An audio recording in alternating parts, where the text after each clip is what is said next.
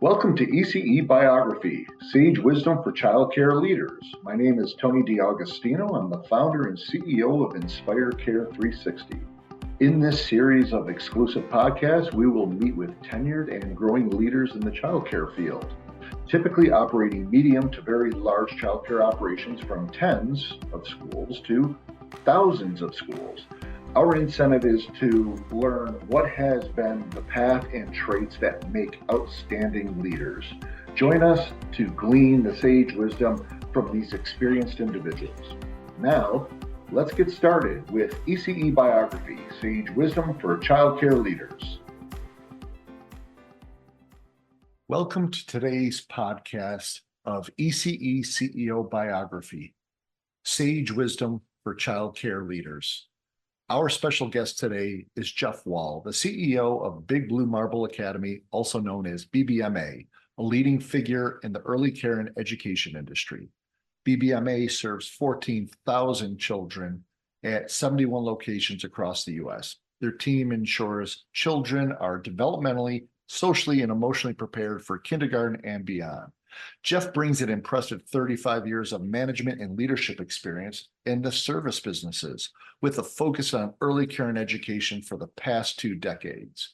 He became the executive chair at BBMA in 2019, later being appointed to the CEO spot in 2020, right in the middle of the pandemic.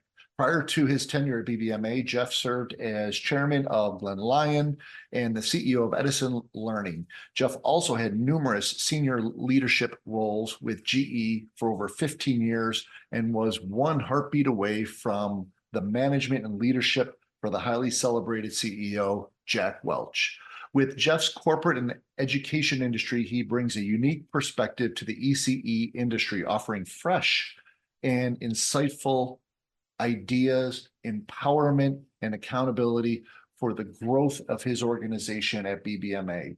His impact extends beyond the classroom and significant influence in the way we think and learn and educate ourselves about the early learning industry. So I look forward to our conversation today with Jeff Wahl. Jeff, how are you today? I'm well. Good to see you, Tony. Good to see you too. It's great to see you again. And I do think the last time is we had an opportunity over at Kathy Ligon's Shift Conference. I get to see you probably once a year face to face. At least. That's one of the 2 things that I always recommend to people in the industry. Join ECEC and attend Hinge Shift. Yeah. And by the way, you got to have a little bit of a wallet to join ECEC just from if you're not a big size school like you guys are. And, we actually try to, the consortium does its best to try to accommodate every sized organization. Yeah. So, but yeah, it's been so helpful to me. It was so helpful during COVID. And, being a K-12 person that kind of stepped into early care, I've learned so much from Tom and Joe and Mark and Marianne and Chad and Gigi and Ricardo and Kristen. And a lot of those folks have become good friends. And it's one of the things I really love about the space is how everybody's in it together. Everybody's trying to help one another out.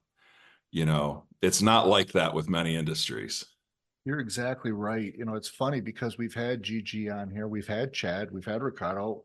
I'm happy to have you on here today. And it's great because I get these slightly different perspectives from everybody. But the camaraderie in such an industry that is really sort of, in a way, on its own, that has to advocate for itself to move forward. And we're in a very unique position because we've got something genuinely as a why factor. Our why is so strong, obviously the next generation of kids to make them amazing, and so for us to all work together is key. Yeah. And I think if there was a positive with the COVID era, it was that childcare is essential. And then we saw people back that up financially. And now now they're stepping away from that. So we need folks to lean in and help the providers and the parents out the way that they did the last couple of years moving forward. So absolutely. And to get us kicked off today, Jeff, Let me ask you a question. It's one of the questions I like to sort of start with. And it is, if you want to think of a memory when, you were young, not saying you're not already and still young, but a favorite memory or maybe a funny childhood memory that sort of sparked your interest. I'm not going to say so much in childcare because you came into childcare a little bit later than some have, but I want to get into that story and I think it's great. But I Yeah. would say really for leadership. If you look at it when you were young, was there anything to you that said, wow, I might have a little bit of a propensity to get into the leadership game? Yeah, well, I actually at my eighth grade graduation, they gave me a leadership award. Really? It was a yeah, it was an American Legion John F. Kennedy Leadership Award. Wow. And I was proud of that thing. I wore it around it was a medal that I wore around my neck. That's great. Why did Yeah, you no, want I it? mean, I grew up second of six boys. You had to be a good team member, especially around the dinner table if you wanted to eat. We all participated in the growing of what we ate, the catching of what we ate.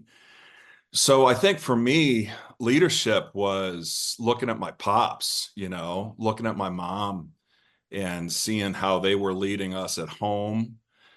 And then growing up, it was your home, it was your church and school, and it was your sports. So on the church and school side, I could look at church leadership with our pastor. On the school side, I could look at our principal and our teachers. And then on the sports side, I could look at my coaches, and they were all leaders. And I think I played a lot of sports. So for me, being captains of teams made Yeah.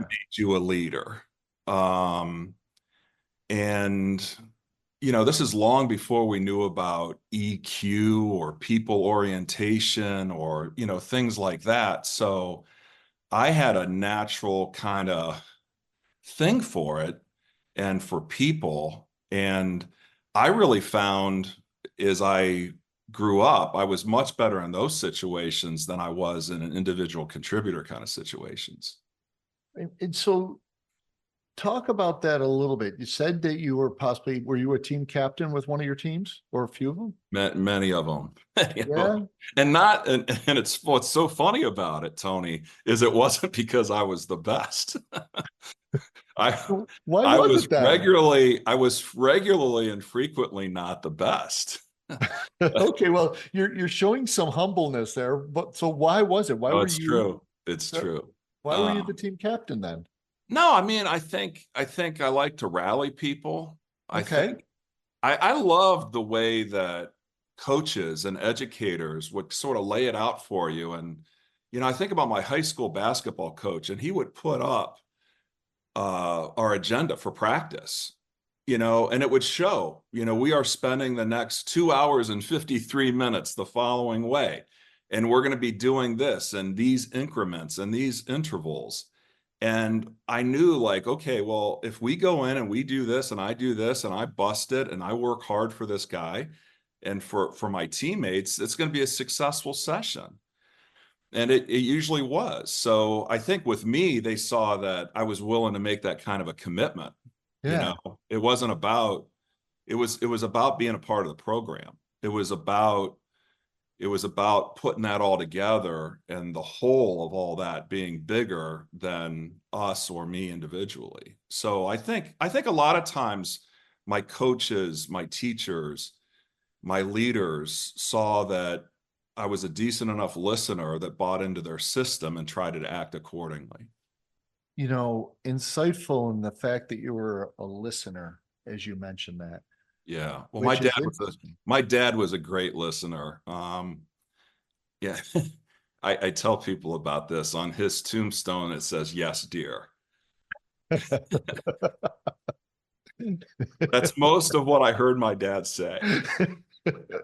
Well, you know what? If it's on his tombstone, bless his heart, Yeah. that's Yeah. wonderful. Yeah. Wait, so when you look at like your father and you looked at what you were starting to do. And you started, so one of the first things that seems to make sense here is when you looked at early on leadership, funny part is you go right to listening as one of the first elements of Yeah. it. And It's what we try to do today. It's what my team tries to do. We try to ask, we try to listen, we try to act on what our people tell us.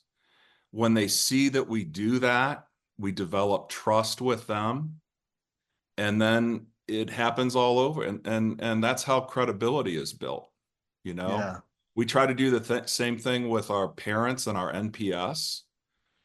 We try to ask them what we need to work on. We're much more focused on what do we need to work on than what are we good at.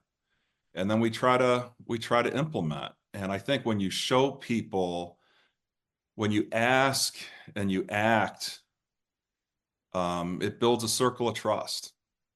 so let me ask you about that. I agree, because a lot of this gets back to trust, right? It's all Right. about speed to trust, in my opinion.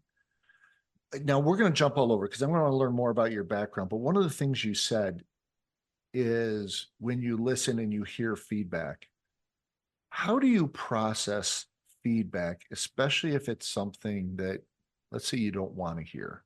Let's say it's feedback that's coming to you that someone's being very authentic, whether it be about your team, whether it be about yourself, whether it be about something that you're involved with. How do you process feedback that may not always be positive? I think the human instinct is to try to rationalize. And I always tell myself and my team, let's not rationalize now. Let's not say why they might have said that. Let's not Right, say why that might be what's in their head, but it's not reality. Let's take that as our reality and let's start with that. right. Whether it's true or not. No, and it's very That's true that's because, their that's their reality. That's their reality. well, and they're also, they're trying to they're trying to communicate. And Right. Right. And when parents tell us things, you know, we like to listen because they're entrusting us with the most valuable asset in the world. yeah, And when our employees tell us things, we like to listen because we feel that if we do, we can not be a staffing company. We can be an early care education company. And, I give our chief human resources officer and our chief operating officer and others a lot of credit because anything that comes to us, man, whether it's a note on LinkedIn or it's a survey result, we take it very seriously and we act on it. I think as a result of that, that's why, knock on wood, we've done all right with staffing in the midst of all these staffing crises. yeah, I think yeah, that we jumped out ahead of it with implementing a lot of employee-based initiatives based on what people told us would keep them with us. And then we keep asking. And I think the other thing, Tony, is like it changes with people every year. Some years they talk to us about compensation. Another year it might be 401k matching. Another year it's leadership development. Another year it's like all of those things.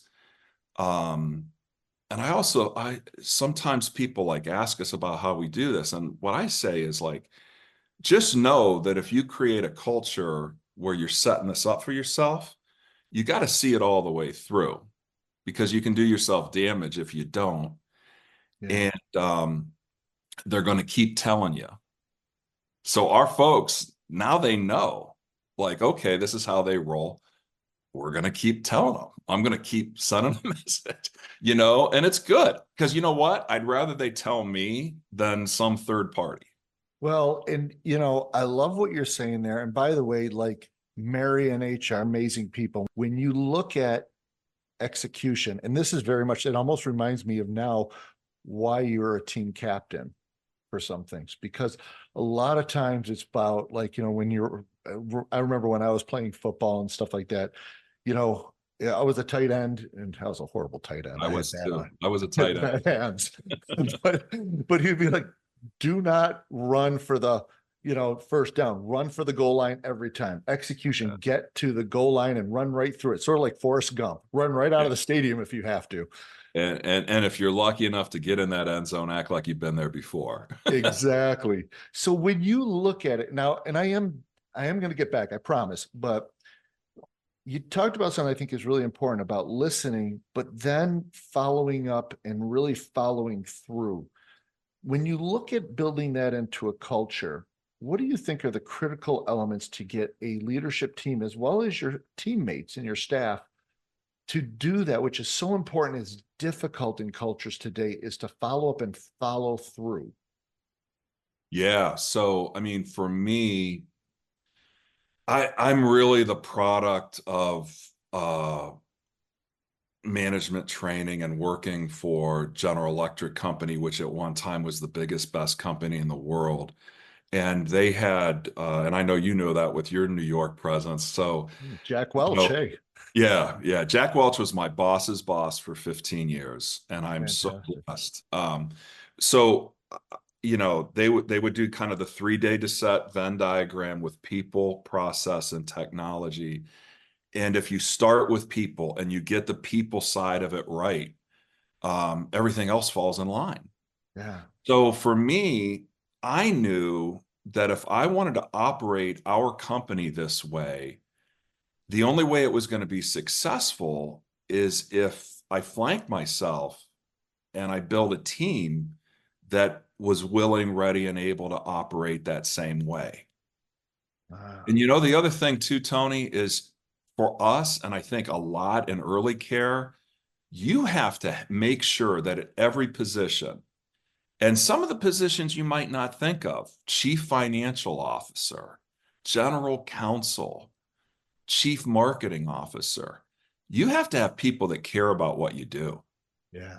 It makes a big difference. Our people that are the most successful are the ones that care the most about what we do. Well, and let me ask you about that too, because you have a blend of people who've grown up in the industry, Right. and you also have people who've come from outside of the industry because of obviously some of the leadership and the Yeah. development talent that they could bring to a really well flourishing organization like Big Blue Marble Academy. Right. When you look at that blend, have you found those people from outside of the industry really gravitate and sort of get the taste of what childcare really means? And how do you see that Yeah. happening? Yeah. And, for me, if someone is a multi-site operator, they have the ops background, maybe they've worked in education in some form, even if it's higher ed. Maybe they've worked in healthcare services. Yeah. There's a lot of commonality with our industries that way. And then it becomes a matter of really understanding and appreciating different state regulations and laws, Yeah. right? And then so that's the stuff you have to learn if you're going to oversee people that operate in those states. But yeah, I mean, we were very intentional about wanting to have folks from inside and out. And we were also very intentional about trying to promote from within as much as possible. And we have. Yeah. We've done a That's lot. awesome. Yeah. You know, so heading back a little bit to you and your development, if you were to look at, you talked a little bit about your basketball coach writing down an agenda, but if you look back at maybe a teacher or a coach, heck, maybe even your mom or dad, what are some of the philosophies that just really grounded you, or who maybe one of those people that you were just like you gravitated to and like it was their style that you grabbed so much from? Do you have one or two people who were like that in your life? Yeah. I mentioned my mom and dad. They were very humble, hardworking folks. Um, a couple of coaches come to mind. Um, I think, I think like people that people that show you that model the right things for you are so influential. And I was just really lucky to have that and to have that privilege growing up. And sometimes it's like, in retrospect, it's a lot of the folks that were pretty tough on you in the moment. Yeah. I did really well later in my career. As a matter of fact, this is the first time that I'm golfing without a swing coach. This is the first time that I haven't had my executive coach, who I've had the last four employers, Wow. because he is as soft as smoke and tough as nails. And he made sure 20 years ago that I was the most self-aware executive that I could be. And a lot of us think that we're self-aware, but we're not. A lot of us think that we have a heavy and high emotional quotient, but it can be greater and more. And a lot of books have come out recently about working with folks that aren't necessarily self-aware, and working with narcissism and different things like that. And these are a lot of things that this guy like shook me and made me realize about myself that I didn't really realize myself.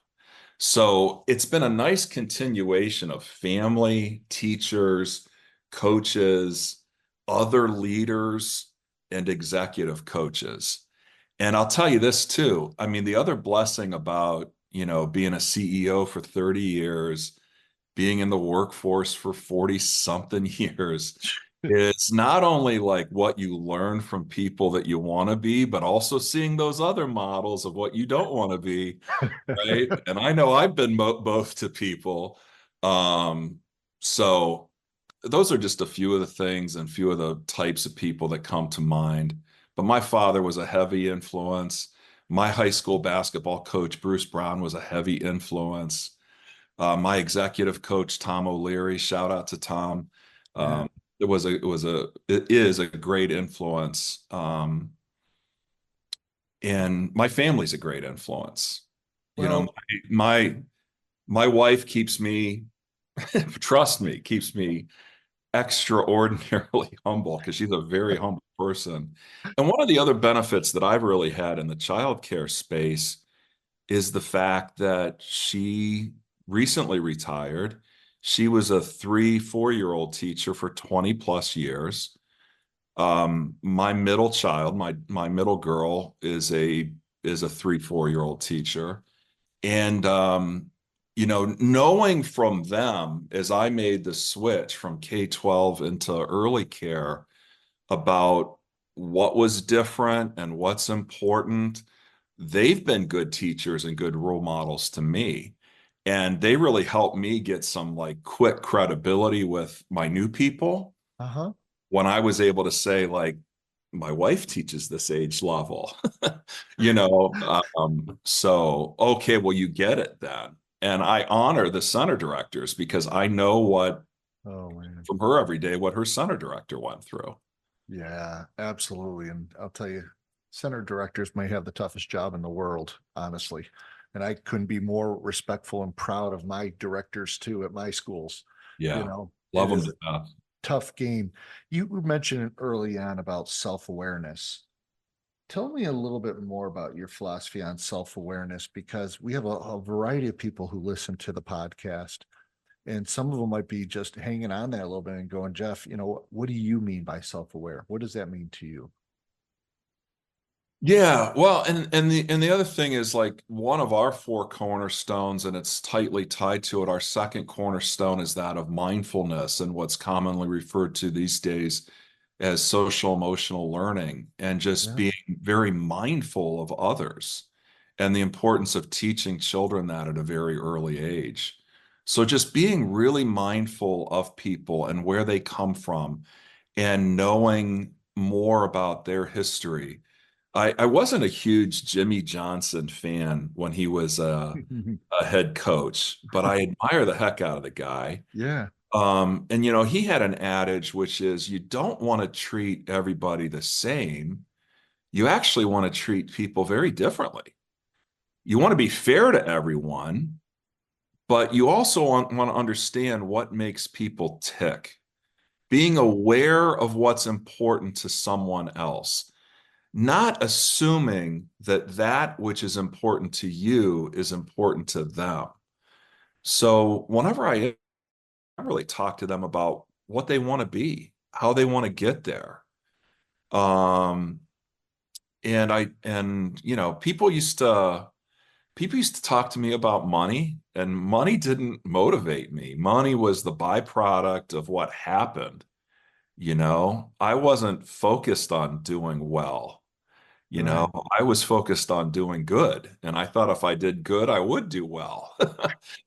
It's kind of a funny story too with me, not to get too off track, but you were talking about like influential people. Ironically, my educators talked me out of education. I had a period where I thought I wanted to be a priest. They Huh. didn't they wouldn't have me. Wow. I had a period, I had a period, I started my high school career in the seminary, actually. I Wow. started, but my teachers thought you're going to be really good at business. You know, go into business and then help out education afterwards. That's exactly what happened to me. I had a 20-year career in business, and in the last 20 years, I've worked in the business of education. I've worked in education. Isn't that amazing how that It's came a all the way totally around? amazing, man. It's totally amazing And that you never planned it. I never planned it. But it's what they told me to do. That's great, Jeff. Yeah, yeah. Well, when you look back I at, wasn't very self-aware as I gave that explanation. You asked me to talk about self-awareness, and I yeah, talked about that other thing that talked about something that you talked about a little bit ago. But I think part of self-awareness is just, am I, in the moment? How am I being right now? Am yeah. I listening right now? How are Am I you showing talking up? right? Yeah, yeah. If I schedule an hour to do a town hall, I make sure that we don't spend any more than half of the time talking. Got to spend half the time hearing, half the time listening, half the time being aware of the experience. I love the Gen Z folks. I love how they want to be involved with great social causes. I love how they expect us time to provide them with time to work on things that are important to them. You know, Yeah. if I just came in there as a baby boomer and operated like a baby boomer, I'd have a very high turnover rate. Yeah, you'd have a very low amount of staff members at this Right, point. right, right. So, But I love that about them. I love that if you ask them, they'll tell you. oh yeah, it'll be straight up for you. And so Yeah. you talk about that generational because between millennials and Gen Zers, they've gotten a little bit of a black eye from, the ones who've been in leadership a little bit longer, and those are the, baby boomers and the, Gen Xers and what have you. Right. And what I hear you saying, it's a little bit not fair because we're sort of not listening to them of what's important. Yes. We're not hearing them. Things are of different import to them than might have been important to us. Yeah. And we think about the influences because of when we were growing up, like you mentioned, you had parents who were hardworking, who were very humble. Everybody, these generations come from a very technological age, social media for their parents, even in themselves. And so there's totally different influence styles that they've Yes. grown up with. Yes. So it's Yeah. interesting because you do have to really adapt because you're serving so many different types of demographics. So Absolutely. And to your point, with them growing up with technology full stop, the way that we didn't, I'm always amazed with that with my own children, how they know what to do and, you know, yeah. how they can give us tips. Oh gosh, that's all my kids do. Go beyond tips. It's my IT support team. Right. That's right. So you also mentioned about your executive coach, and you even named him out there. One of the things, a lot of people who listen here sometimes I think struggle because a number of us, candidly, leadership is a lonely job. It can be a lonely job because you sometimes can't share things with your direct team that you want to. Sometimes you definitely can. You used an executive coach for those, whether they invest in an executive coach or they find a mentor. What have you found over the years as the value of a mentor or an executive coach that has really helped you get to next levels? Yeah, well, it kind of goes with leadership. Like we are raised as leaders to think we have to have the quick answer, to think that we have to be the one that has the say. One of the biggest, best, fastest things that he taught me was you you don't always have to be the one popping your head up, you know. Is sometimes it's best to kind of keep your head down a little bit. Um, I'm a reader. For years, like anything that John C. Maxwell put out, I was the first to buy. Mm, And his 21 indispensable qualities of a leader, he gave the stories of General Norman Schwarzkopf, General Colin Powell, and the fundamental beliefs of how you have to let other people learn. So sometimes, you dispel their fear by stepping in that field of landmines before them. hmm But then there are other times where you have to allow them to take the steps that you were allowed to take in order to become a leader. right. And I think that's an important thing that's one of the many important things that Tom has taught me. Um, you know, I think I think one of the things he taught me was you don't have to be all things to all people all the time, you know? Expand on that. What does that mean to you? I think sometimes we're taught, like I said, we have to have the answer. We're taught we have to be the guy. We have to be the person. You're the CEO, you know? And no, no. I mean, we're a member of a senior leadership team that's laced with people filled with talents. And one of the big things I loved about GE was don't be threatened, hire people bigger and better than you in every area. And he wasn't as big on that too. I really try to do that. I did that today. I hired somebody onto the team where, or am hiring somebody onto the team where we don't have it in our plan, we don't have it in our budget. I think she'll really be able to help us, train others as to how to do a certain thing that our company can benefit from. Some people are going to be threatened by that. It's going to be the best thing for the organization. I love hearing that. One of the things I hear the word, you haven't said it, but you've said it in so many ways other than saying the word, and that is really empowerment. If you ask me my leadership style, that's what I would lead with. Yeah. I'm That's an what I hear all empower- through this is all empowerment. yeah, I'm an empowerment-based leader.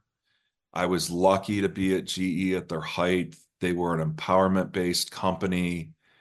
I try to build the best team I can and stay the hell out of their way, but I'm always there for them when I need to be. And I find that with the successful leaders, not only in this industry, but with other successful CEOs and leaders I've talked to, really having a grasp around true empowerment. And like you said, not trying to be everything to everybody all the time has been part of their success because they're not putting the weight of the entire company on their shoulders. They are spreading out the weight, and it makes complete sense. It's like, one person cannot carry a stone to put it on that pyramid in Egypt. Yeah. You have to Amen. distribute the weight to make those Yeah. things happen. Where have you found it? I'm going to challenge you just a little bit. Where have you found where you were making some decisions possibly in your past when you're like, if I look back at it, I should have just handed this over to the team? Oh, countless. Where do I start? Right. Countless. But I'll tell you this, along the way, I learned of this tool, this making matrix that had time along the X and buy-in along the Y. Okay. And I get it out, I put it up and I use it today so that folks know, you know, there are going to be times where we take time, there's going to be times where we build buy-in, and where those things converge kind of in the lower part of the axes, it's decide and announce. There are going to be times that I'm going to decide and announce. There are going to be times as we move up the X and the Y where we're going to gather information and we're going to make an informed decision. And there are going to be other times where we're going to do full-blown, full-bore consensus building. Um, and I've seen a lot of leaders that think that the answer to success is to decide and announce everything. And I've Mhm. seen other leaders that think that the answer is to take the time and build consensus with everybody every time. And along the way, with these different quality Six Sigma tools, I think what I've learned is the best thing you can do is to use the right one at the right time. So that's how I've tried to adjust. And when you think about that, from decide and announce to informed to consensus building, that obviously comes from a lot of practice, Yeah. applying it, see where it works, see where you're getting the feedback and getting the challenges. If you were to coach someone who's like listening on in here, and let's say they have one, two, maybe three schools, want to get up to four or five schools, when it comes to sort of structuring and putting together a management team, what do you think are some of the key things when you talked about empowerment, what have you, of what you do, but when you were recruiting, like you were just talking about recruiting, what do you really look for as the kind of people you want to bring in to sort of become part of that culture that you're trying to establish? Yeah, we talked about it a little bit ago, Tony, with people who care. I mean, it's amazing to me how many people care. And it's amazing to me how many people look at these posts as opportunities to advance their careers. Mhm. And one will serve you well in the long term, and the other one will only serve you well in the short term. So, one of the things we've tried to do is build out our teams based on not only the company that we are today. Today, we're 75 centers, Yeah. but we're going to double in size in the next 3 years. So we're trying to spent time with Mary on it just a little bit earlier. We're trying to build out our infrastructure and our team wherever we can afford to do so in advance, not in arrears. Right. So that as we add, and we add 5 different ways. So, but as we add, we're there and we're ready. So I think the other thing too that I would say is, in addition to caring, I really look for flexibility because I find that one of the things I learned during COVID was how flexibility will serve you well. Parents need more flexibility on number of days. Employees need flexibility on the days and the hours that they work. We used to have two schedules, and we used to say we have schedule A and schedule B, and you're new and you will be working schedule B, and we'll see you on Monday. And now I would say our staffing schedules probably look like a Jackson Pollock print. They're just splattered. But that's us being flexible. Right. And And anything that we do for a new employee, we want to make sure we do for an existing employee and then some. So I think flexibility is key. I think the other thing is I really appreciate, you mentioned Mary, they really appreciate people that have a willingness to roll their sleeves up and do things themselves. They are very proud about the fact that they can guide and direct, but buddy, if they need to, they roll up their sleeves and they get right in there and they're doing things. So it takes people with a certain level of energy and enthusiasm to not only be reviewers, but to also be doers. Hmm. And I think that's really valuable if you can identify that, especially up front in the interviewing process. Have you found to be any secret sauce? And I want to get back also to your larger staff beyond corporate in a minute here, but have you found in the interview process, is there anything that you've really gotten to that authentic, caring, flexibility, and being genuine that you seem to go, you know what, this is maybe this is a little bit of my own secret sauce on how I recruit and hire? Because I honestly think that for a CEO, because I'm a CEO of my little company here, is my number one job is recruiting. It's just quality Yeah. recruiting. What's your take? Yeah. Well, and the other thing that we do is on a cross-functional basis, our folks get involved in the recruiting too, because it's not just for the manager who will be working for the person or with the person, but it's for the people that will also be working with the person that it's very important. Yeah. So, I'll get involved with every district manager hire, but Mary will get involved not only with that, but with every center director hire. Wow. Um, and I think that's saying something. It's a little bit rare in this industry. That's great. Assistant director hires, regional educational specialist hires, um, quality folks hires, compliance folks hires, um, because making sure that folks are different but have important traits are very important. Yeah. When you look at the greater challenge that our industry's had, since the pandemic started till now, has been really about staff recruitment and retention.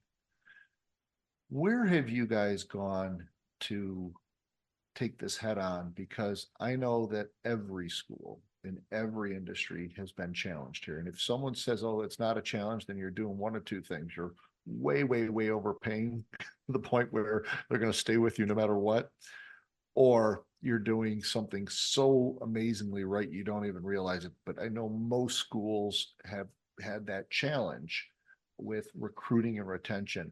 How are you guys attacking that? Yeah. So I think one of the things I found when I tried to do benchmarking 4 years ago, when I came into my role, that one of the things that I found that was very consistent was everybody was doing things and measuring things differently.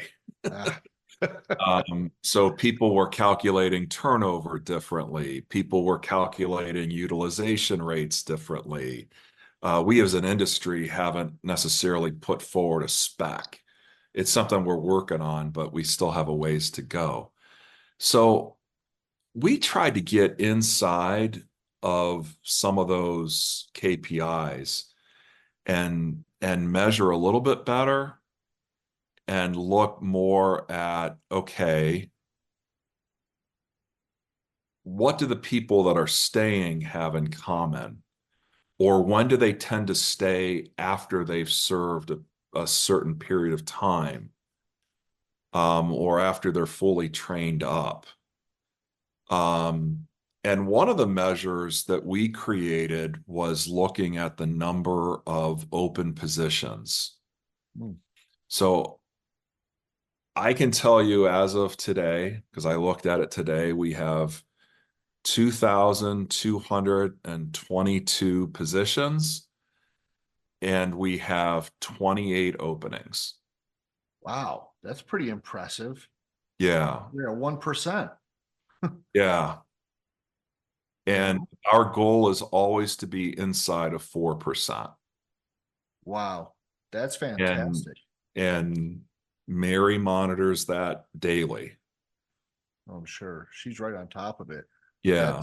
that's some amazing stuff. The other thing, Tony, where that came from is I'm big on doing center visits. I don't really like home office days. We don't really have a headquarters per se, the way that companies did back in the day. Um, One of the things I love about our people is the way that they're not shy about getting up in my grill, you know, and they do that, man. And I had a center visit at a certain center in the state of North Carolina, and the center director that particular day gave me an earful about we had centralized recruiting. She didn't have enough staff. She was getting a high number of call offs. And I was like trying to understand, like, okay, well, how are you managing this? And I knew something was off because when I went there, she was deep in the play area because she had to keep us within ratio. So she felt badly that she couldn't greet me and sit with me in her office and things like that. So she gave me my butt kicking out in the back 40. Um, but it had I mean, like it had an impact on me. And if you watch Below Deck, I want a little Captain Lee on people myself because this is not how I and we want to operate.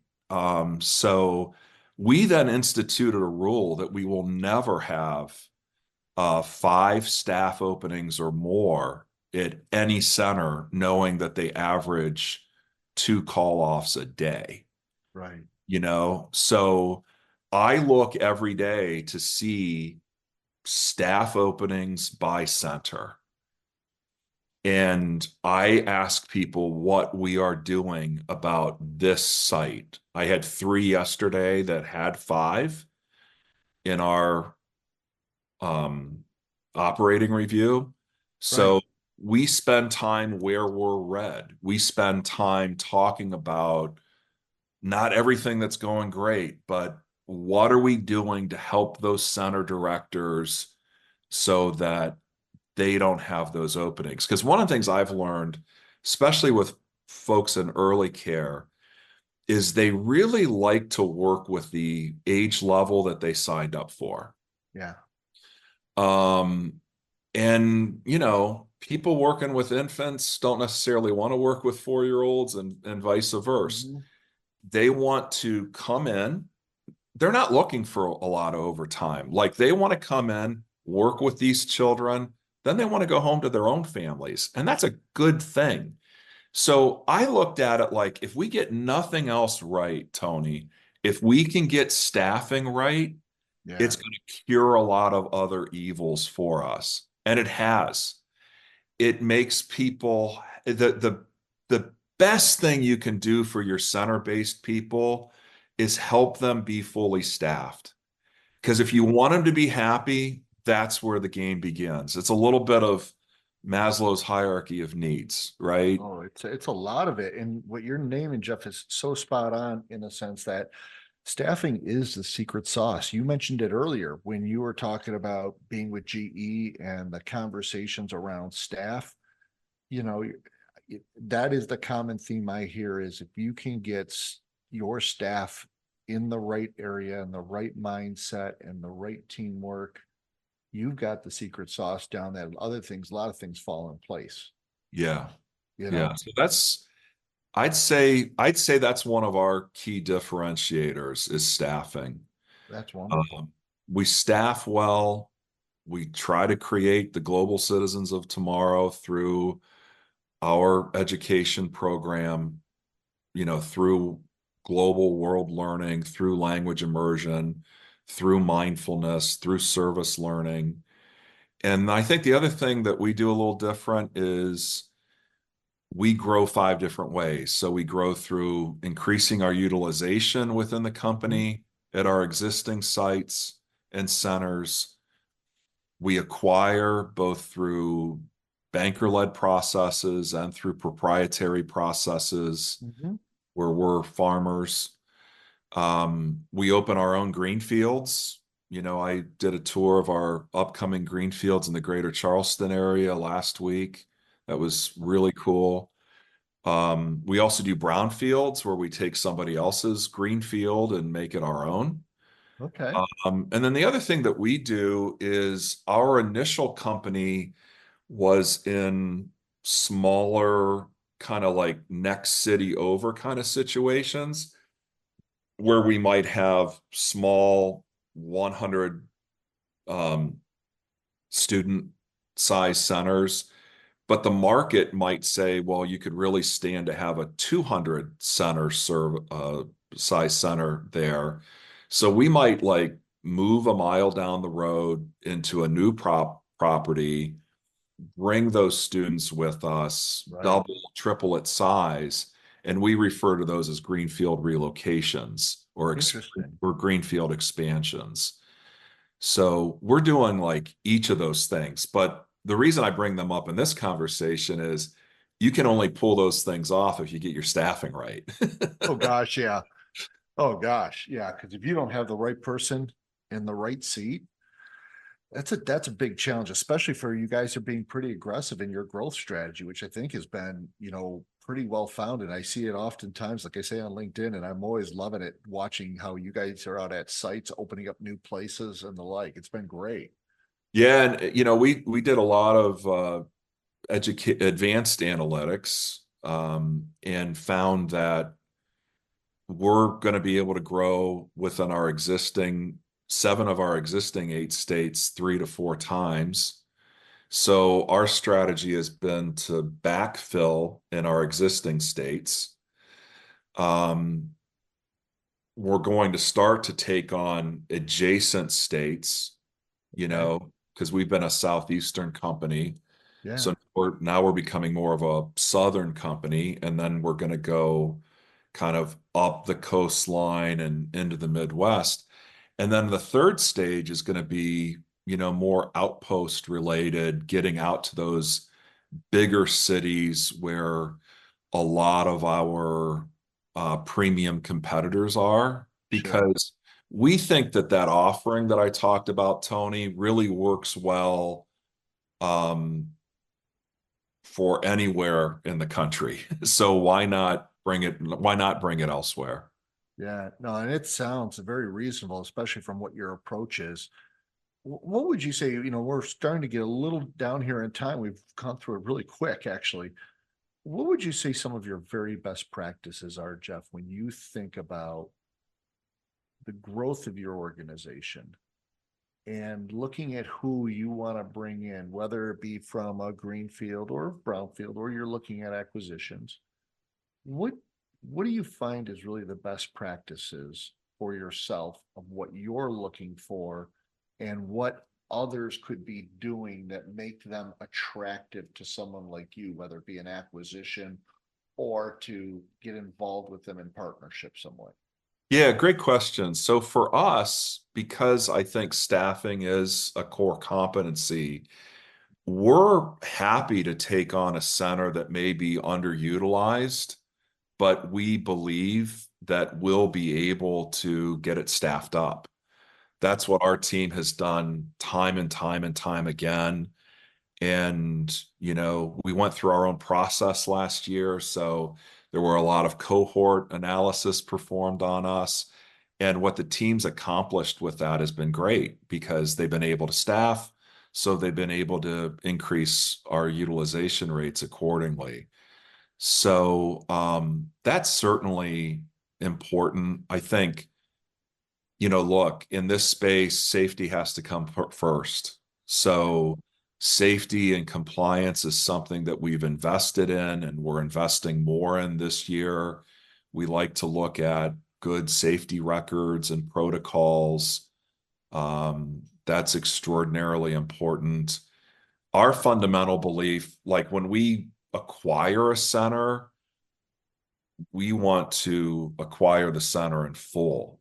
And our belief is let's create a situation where the center director wants to join us, because if she does, then her parental base, her staff will want to join us and be happy with us too. So, and then the other thing that we do, we try to be a buyer of choice. We find that with the education elements that I mentioned that we're providing, Mhm. a lot of times there are particular sellers that have wanted to provide those things to their family bases, but they just haven't been able to. They Yeah. haven't been able to find language teachers. They Right. haven't been able to do this kind of 365 approach to service learning. They haven't been able to make the investments in the curriculum. But they and their staff are good fits and would like to in the future. So when we find that those things are appealing to them, then that makes for a nice conversion for us. And then what we try to do, Tony, is, and this is aggressive, we peel the Band-Aid a bit.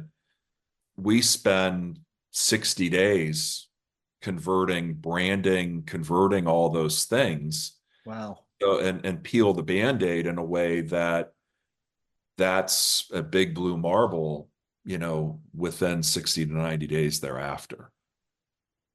Well, it sounds you've really built in a lot of solid process that's starting to demonstrate results, which is fantastic. I shouldn't say starting. It looks like it has been doing it for a period of time. Well, we're always learning though. We're always asking how we could do better, knowing that this is what we want to continue to do. Well, And we're far from perfect. So, our center directors tell us we need more direction. We need to know the playbook. We need who to turn to for what.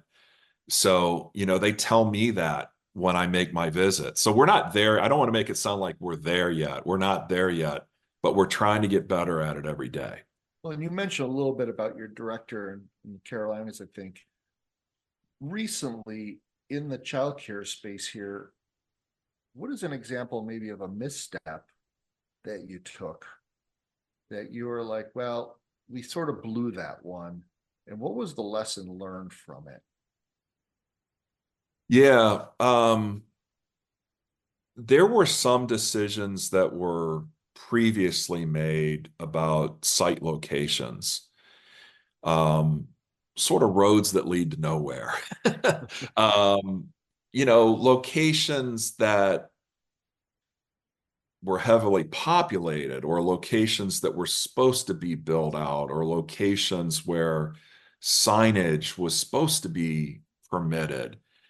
And then what we found was in those locations, not everything went according to Hoyle. And as a result, it took us a year. It took us 2 years. It took us longer to get it to the point that we like to get it to in the Right. first 6 to 9 months.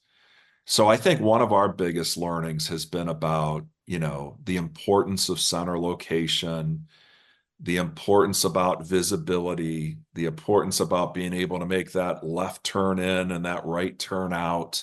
Yep. Um, our chief development officer is extremely passionate about those things, and we try to get that right now. Well, that's absolutely wonderful. I think I have one more question for you, and then we're going to probably come close to the conclusion here. And that is because we have a number of people who are listening who are either owning their own schools or operating their own schools. And if you were to give someone advice, whether they were starting out or they're just trying to get to the next level and they need to bring some additional leadership game to the table, what kind of advice would you give them at this point? Mm. I think we are all best as leaders when we are true selves. We were talking a little bit earlier about coaching and mentoring, and I've been a formal mentor. I've been a formal mentee. I love to do a lot of informal mentoring today.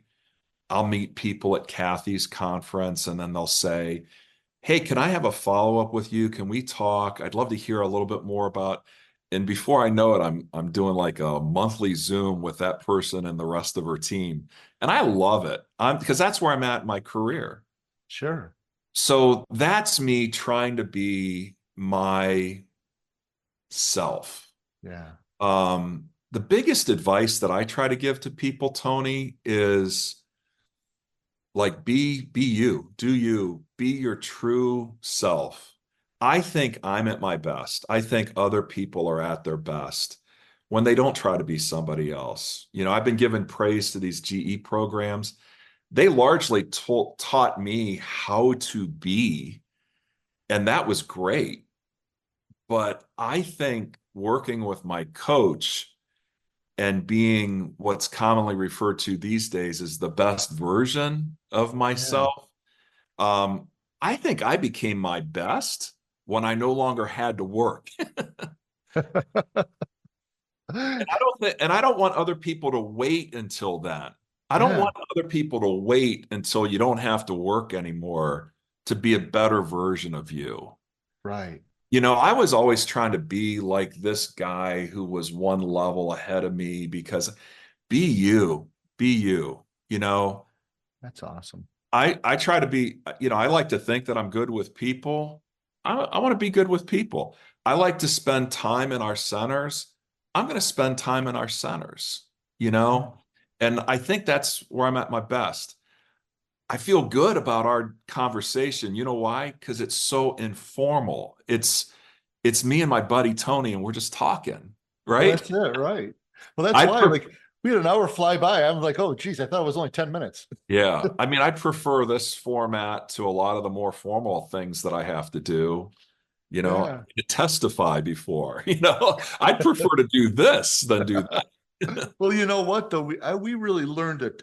I really learned a ton here. I hope other people get out of it because I have to say, unfortunately, or fortunately for those who listen out there, I get a lot out of this myself for my own personal development. And there is, I guess, a little selfishness there myself. When we look at this, Jeff, since we are wrapping up right now, I know that you guys are doing acquisition and things of that nature. If there's anybody who has an inkling or an interest, about Big Blue Marble Academy or you're going forward, do you have any thoughts about where you guys want to go? And if anybody is interested in being part of your world, Yeah, I something to mean, think about? let's just reach to us, reach to me, reach to Lee Bose, Bohs, reach to David O'Hare, reach to anybody at Big Blue Marble and let us know of your interest and where you're located. Um, and if we're not a good fit for that market, I'll let you know one of my friends that I mentioned earlier on the call that I think might be.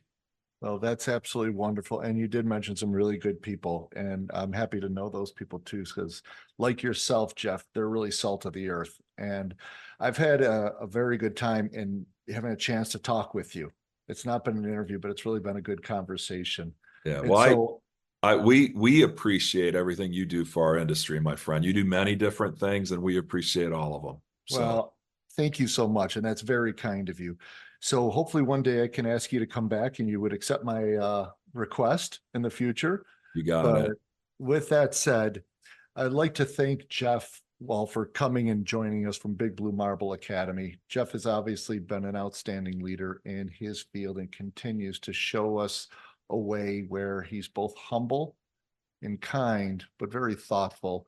And I'm very appreciative of the time you spent with us. So thank you so much, Jeff, for showing up. This is Tony DiAugustino with Inspire Care 360, and this is the ECE CEO Biography, Sage Wisdom for the child care leaders out there. I'd like you to continue to join our conversations and please provide us any feedback you have. We really enjoy doing this for you. And if you have any feedback for us, we'd like to take that and empower us to the next podcast. Thank you, everybody, and have a wonderful day. You have been listening to ECE Biography, Sage Wisdom for Childcare Leaders. Thank you very much for listening. We're greatly appreciative of your time. We will continue to produce these programs on an ongoing basis, and please hit the download button and subscribe to our podcast so you do not miss an episode. Thank you very much and hope you have a wonderful day.